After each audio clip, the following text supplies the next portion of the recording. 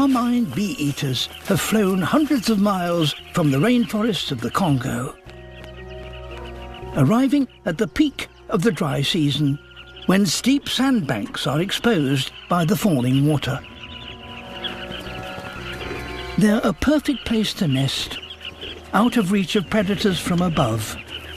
Bee-eater burrows can extend for 2 meters into the soft river sand.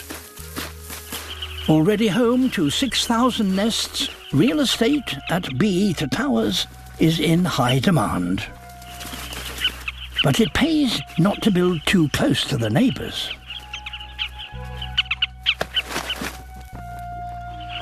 As more birds arrive, competition for the best nesting sites heats up.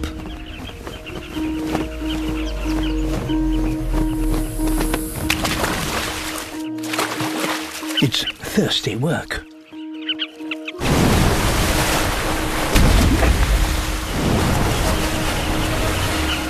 In the sudden commotion, they're vulnerable from below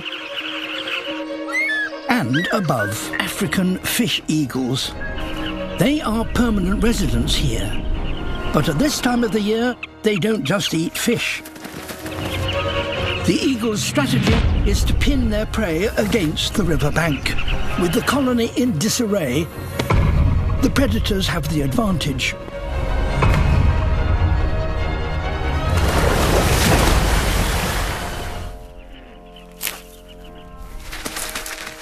But this year's dry season shows no sign of letting up. The resident bull here can't tolerate another big male in his shrinking pool.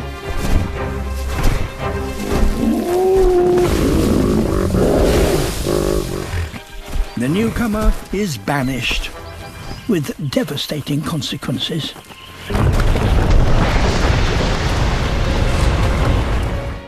Hundreds of nests are wiped out.